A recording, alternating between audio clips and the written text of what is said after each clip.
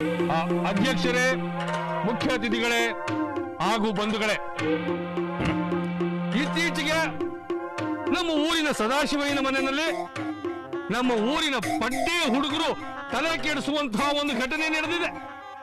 ಸದಾಶಿವಯ್ಯನ ಶಿಷ್ಯ ಪ್ರಖ್ಯಾತ ಗಾಯಕ ಕಿರಣ ಅನ್ನೋನು ಮುಂದಿನದನ್ನ ತಮಟೆಯ ಮೂಲಕ ಪ್ರಚಾರ ಮಾಡಬೇಕು ಅಂತ ತಮ್ಮ ಕೇಳಬರ್ತೇನೆ.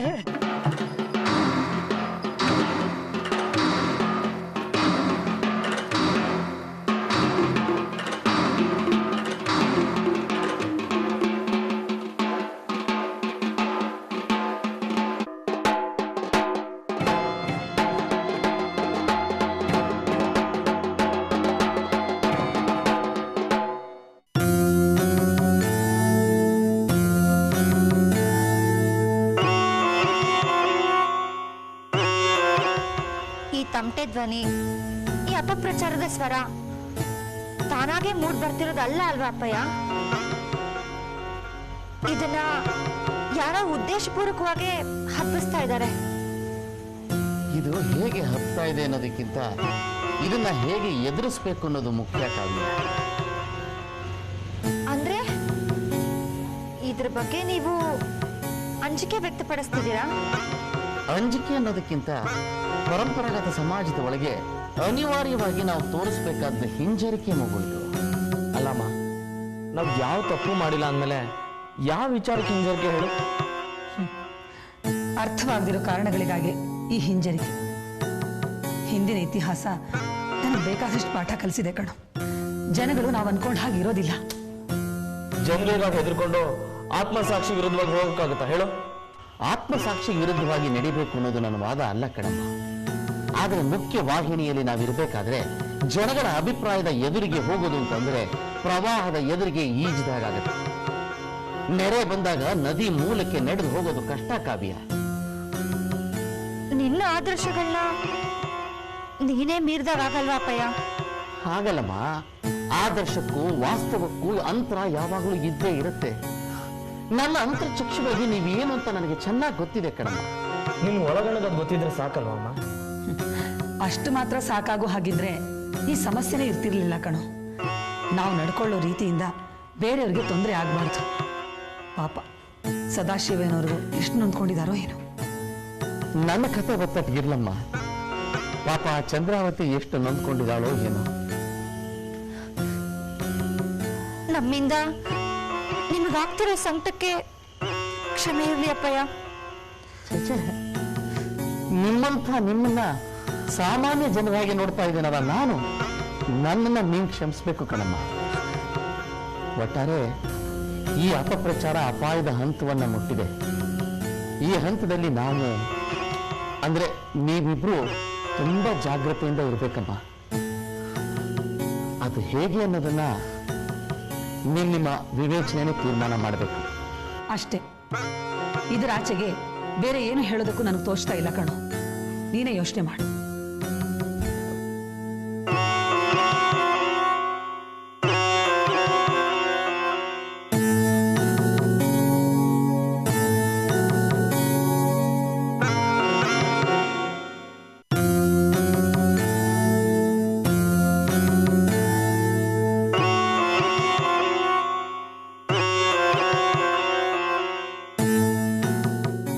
ಕಾಲಕ್ಕಿಂತ ಮದ್ದಿಲ್ಲ ಅಂತಾರೆ.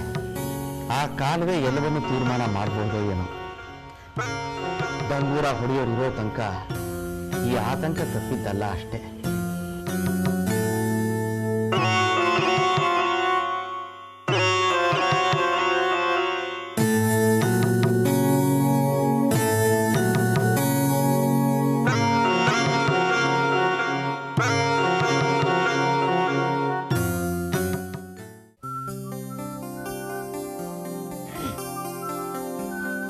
ದಿವ್ಯಾ, ದಿವ್ಯಾ, ರೆಡಿ ಆಯ್ತಾ?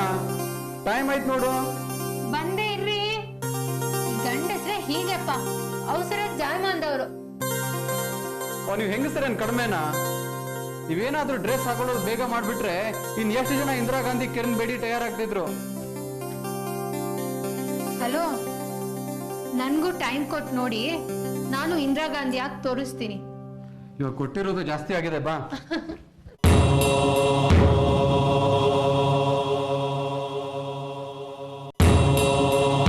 ನಂಗೇನ್ ಕೊಡಿಸ್ತೀರಾ ಇವತ್ತು? ಇದೇನ್ ಕೇಳ್ತೀಯ ಅದನ್ನ ಕೊಡಿಸ್ತೇನೆ. ಹೌದಾ?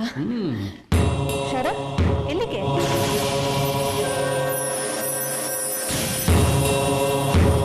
ಅತ್ಗೆ, ಎಲ್ಲಾದ್ರೂ ಹೊರಡ್ತಿರ್ಬೇಕಾದ್ರೆ ಎಲ್ಲಿಗೆ ಅಂತ ಕೇಳೋದು ಅಪಶಕುನ ಅಲ್ವಾ?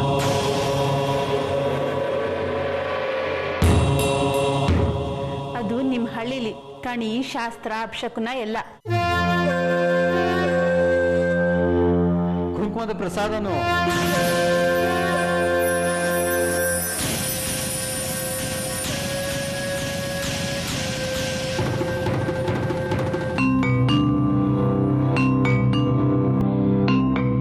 ದಿವ್ಯಾ ಬೆಂಗಳೂರು ನೋಡಿಲ್ವಂತೆ, ತೋರ್ಸ್ಕೊಂಡ್ ಬರ್ತೇನೆ. ಛೇ ಹೋಗ್ ಬನ್ನಿ, ಅದಕ್ಕೇನಿಲ್ಲ. ಆಯ್ತಕ್ಕ. ಆದ್ರೆ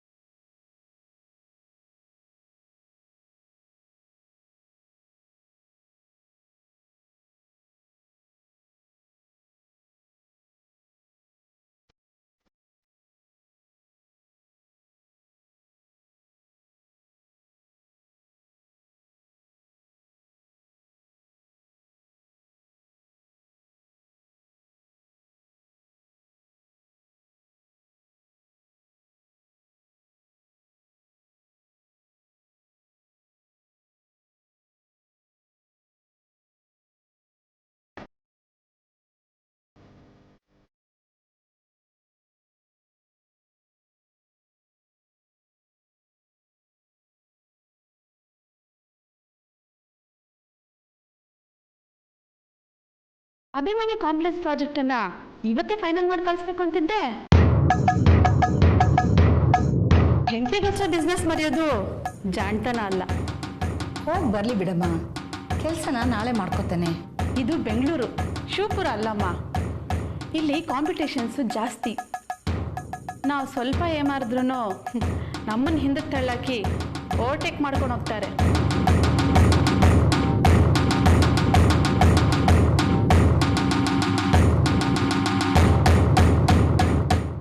ಅಷ್ಟೇ. ನನಗೆ ತೋಚಿದ್ದೆ ನಾನು ಹೇಳಿದೆ. ಇವರಿಬ್ಬರೇ ಹೋದ್ರೆ ತುಂಬಾ ಕ್ಲೋಸ್ ಆಗ್ಬಿಡ್ತಾರೆ. ಜೊತೆಲಿ ಯಾರಾದ್ರು ಕಿರಿಕಿರಿ ಅಂತ ಕಳಿಸಿದ್ರೆ ಕರೆಕ್ಟ್. ಇದೇ ನನ್ನ ಕಿರಿಕು. ಸರಿ, ಕೆಲಸ ಏನೋ ನಾಳೆ ಮಾಡ್ತೀಯ, ಆದ್ರೆ ನಿನ್ ತಲೆಗೇನಾಗಿದೆ ಹೇಳು? ಬರೀ ದಿವ್ಯಾ ಮಾತ್ರ ಬೆಂಗಳೂರು ನೋಡಿದ್ರೆ ಸಾಕಾ? ಪಾಪ ನಮ್ ಬೀಗ್ರೇನ್ ಮಾಡಿದ್ದಾರೆ ಹೇಳು? ಅವ್ರು ಬೇರೆ ನಾಳೆ ಊರಿಗೆ ಹೊರಟಿದ್ದಾರೆ. ಅವ್ರನ್ನೂ ಜೊತೆಲಿ ಕರ್ಕೊಂಡು ಹೋಗು. ಅವರು ಬೆಂಗಳೂರು ನೋಡ್ದಂಗಾಗುತ್ತೆ. ಓ ಸಾರಿ, ಮರ್ತು ಬಿಟ್ಟಿದೆ ಅತ್ತೆ, ನೀವು ಹೊರಡಿ ನಮ್ಮ ಜೊತೆಗೆ. ನಾನು ಯಾಕೆ ಷರತ್ತು? ನೀವಿಬ್ರು ಹೊಸ ಜೋಡಿ, ಶಿವಪೂಜೆನಲ್ಲಿ ಕರಡಿ ಬಿಟ್ಟಾಗೆ ನಿಮ್ಗಳ ಮಧ್ಯೆ. ನೀವು ಬರಲೇಬೇಕು. ನನ್ನ ಅಕ್ಕ ಕಾರಣ ಹೇಳದೆ ಏನು ಹೇಳಲ್ಲ, ನಾನವಳ ಮಾತನ್ನು ಮೀರಲ್ಲ. ನೀವು ಹೊರಡಿ ಅಷ್ಟೇ.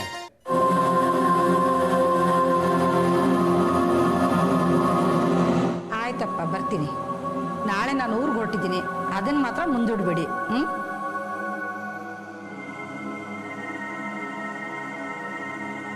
ಸರಿ ಸರಿ, ನೀನ್ ಹೋಗು, ಕಾರ್ ರೆಡಿ ಮಾಡ್ಕೊ, ಅವ್ರು ಬರ್ತಾರೆ. ಆಯ್ತು, ಬಾಯ್ ಅಕ್ಕ. ಓಕೆ ಬಾಯ್.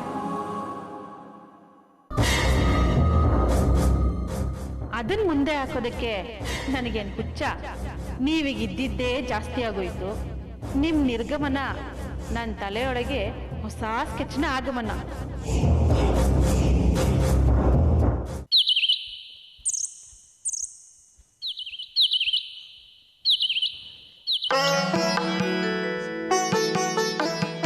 ಸ್ವಾಮಿ ಸದಾಶಿವಯ್ಯರೇ, ಕಾವ್ಯ ಅಂದ್ರೆ ನಿಮ್ಮ ಮಗಳಲ್ವಾ?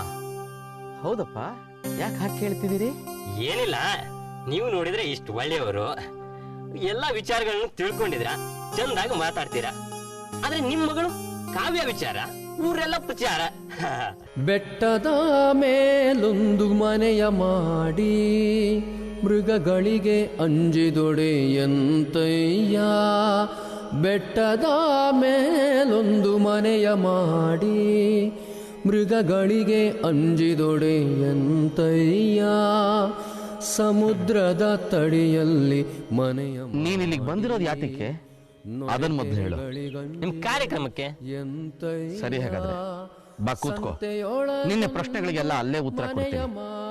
ಎಂತಾದ್ರೂ ನಿಮ್ಮಂತವ್ರ ಮನೆಯಲ್ಲಿ ಅಂತ ಹುಡುಗಿ ಹುಟ್ಟಬಾರ್ದಾಗಿತ್ತು.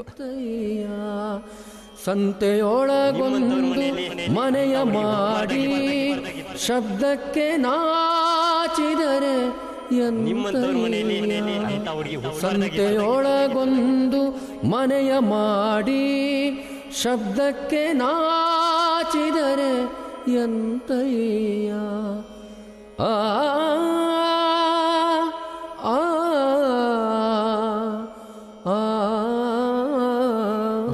ನಮಸ್ಕಾರ.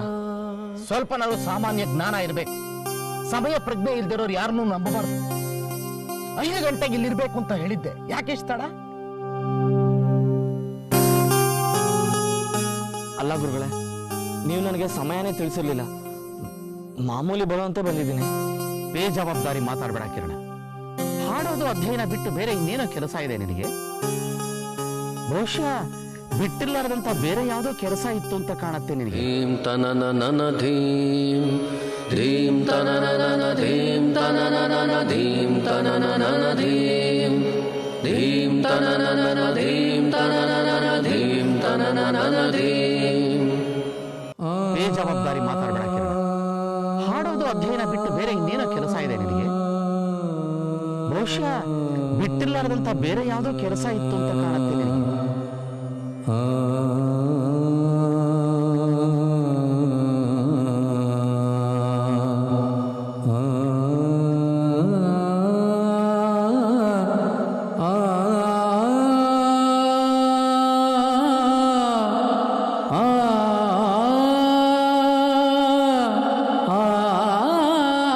ಹಾಗಾಗಿ ತಡ.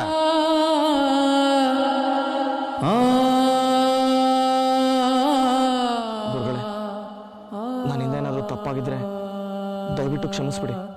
ಕ್ಷಮಿಸೋದ್ರಿಂದ ಮಾಡಿದ ತಪ್ಪಿಗೆ ಪರಿಹಾರ ಸಿಗೋ ಹಾಗಿದ್ದಿದ್ರೆ ಶಬ್ದಕೋಶದಲ್ಲಿ ತಪ್ಪು ಅನ್ನೋ ಶಬ್ದವೇ ಇರ್ತಾ ಇರಲಿಲ್ಲ. ಗುರುಗಳೇ, ಬಾ, ಕಾರ್ಯಕ್ರಮ ಪ್ರಾರಂಭ ಮಾಡೋಣ.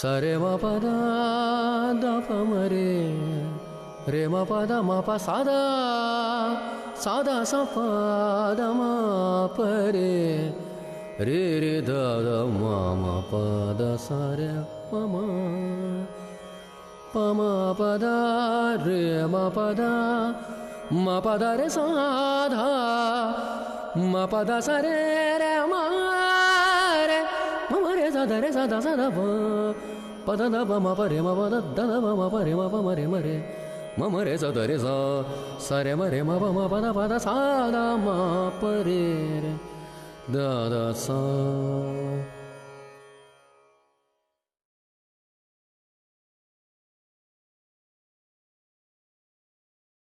ಕಳಬೇಡ ಕೊಲಬೇಡ ಹುಸಿಯ ನುಡಿಯಲು ಬೇಡ. ಕಳಬೇಡ ಕೊಲಬೇಡ ಹುಸಿಯ ನುಡಿಯಲು ಬೇಡ.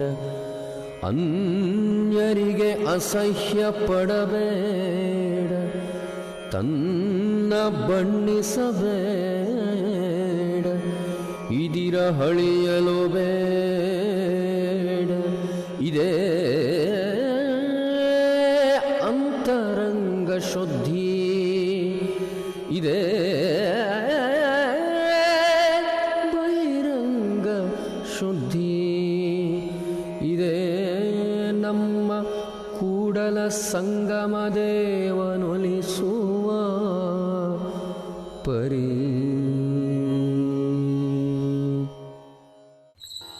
ಉಪನಿಷತ್ತುಗಳ ಸಾರವನ್ನ ಸಾಮಾನ್ಯ ಜನರಿಗೆ ಅರ್ಥವಾಗುವ ಹಾಗೆ ಸರಳ ಪದಗಳಲ್ಲಿ ಅಣ್ಣ ಬಸವಣ್ಣವರು ನಮಗೆ ನೀಡಿದ್ದಾರೆ. ಈಗ ಇದೇ ವಚನದ ಸಾರವನ್ನು ತೆಗೆದುಕೊಳ್ಳೋಣ. ಕೋಟಿ ಕೋಟಿ ಜೀವರಾಶಿಗಳನ್ನ ಈ ಬ್ರಹ್ಮಾಂಡದಲ್ಲಿ ಸೃಷ್ಟಿ ಮಾಡಿರುವ ಭಗವಂತ ಬೇರೆ ಯಾವ ಜೀವರಾಶಿಗೂ ಇಲ್ಲದೆ ಇರುವಂತಹ ಒಂದು ವಿಶೇಷತೆಯನ್ನ ನಮಗೆ ಕೊಟ್ಟಿದ್ದಾನೆ. ಯಾವುದು ಆ ವಿಶೇಷತೆ ಅಂದರೆ ಅದೇ ನಮ್ಮ ನಾಲಿಗೆ. ಆ ನಾಲಿಗೆಯನ್ನು ನಾವು ಹೇಗೆ ಬಳಸ್ಕೋಬೇಕು? ನಮಗೆ ಕಂಡಿದ್ದು ನಮಗೆ ಕೇಳಿದ್ದನ್ನೆಲ್ಲ ನಮ್ಮ ಚಿತ್ತಕ್ಕೆ ತಗೊಂಡು ಅದನ್ನು ಸರಿಯಾಗಿ ಮಥನ ಮಾಡಿ ಸಮಾಜಕ್ಕೆ ಧಾರೆ ಎರೆದಾಗ ಆ ನಾಲಿಗೆಯನ್ನು ಭಗವಂತ ನಮಗೆ ಕೊಟ್ಟಿದ್ದಕ್ಕೂ ಸಾರ್ಥಕವಾಗತ್ತೆ. ಆದರೆ ಇವತ್ತು ಮನುಷ್ಯ ನಾಲಿಗೆಯನ್ನು ಯಾತಕ್ಕಾಗಿ ಉಪಯೋಗಿಸ್ಕೊತಾ ಇದ್ದಾನೆ? ಯಾವುದನ್ನ ಸಮಾಜಕ್ಕೆ ಕೊಡಬೇಕು, ಯಾವುದನ್ನ ಸಮಾಜಕ್ಕೆ ಧಾರೆ ಎರಿಬಾರ್ದು ಅನ್ನೋದನ್ನು ಕೂಡ ಅರ್ಥ ಮಾಡ್ಕೊಳ್ಳದೆ ಹೋಗ್ತಾ ಇದ್ದಾನಲ್ಲ, ಅದೇ ಈ ವಿಪರ್ಯಾಸ ಅನ್ನೋದು. ನೋಡಿ, ಈ ವಚನದಲ್ಲಿ ಒಂದು ಕಡೆ ಹೇಳ್ತಾರೆ, ತನ್ನ ಬಣ್ಣಿಸಲು ಬೇಡ, ಇತರರ ಹಳಿಯಲು ಬೇಡ. ಅಂದ್ರೆ ನಿನ್ನನ್ನ ನೀನು ಹೊಗಳ್ಕೊಳ್ಳೋಕ್ಕೋಸ್ಕರವಾಗಿ ನಿನ್ನ ನಾಲಿಗೆಯನ್ನು ಉಪಯೋಗಿಸ್ಕೋಬೇಡಪ್ಪ. ಬೇರೆ ಯಾರು ನಿನ್ನ ಬಗ್ಗೆ ಹೊಗಳಿದ್ರೆ ಅದು ಗೌರವ ಆಗತ್ತೆ. ನಿನ್ನ ಬಗ್ಗೆ ನೀನೇ ಹೇಳ್ಕೊಂಡಾಗ ಅದು ಅಹಂಕಾರವಾಗತ್ತೆ. ಹಾಗೆ ನಿನ್ನ ನಾಲಿಗೆಯನ್ನ ಇನ್ನೊಬ್ಬರನ್ನ ಬೈಯೋದಕ್ಕೋಸ್ಕರವಾಗಿ ಅಥವಾ ಇನ್ನೊಬ್ಬರನ್ನ ದೂಷಿಸೋದಕ್ಕೋಸ್ಕರವಾಗಿ ನಿನ್ನ ನಾಲಿಗೆಯನ್ನು ಬಳಸ್ಕೋಬೇಡ.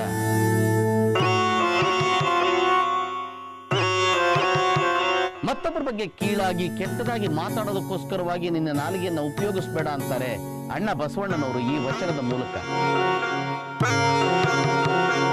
ಇದೇ ಈ ವಚನದ ಸಾರ.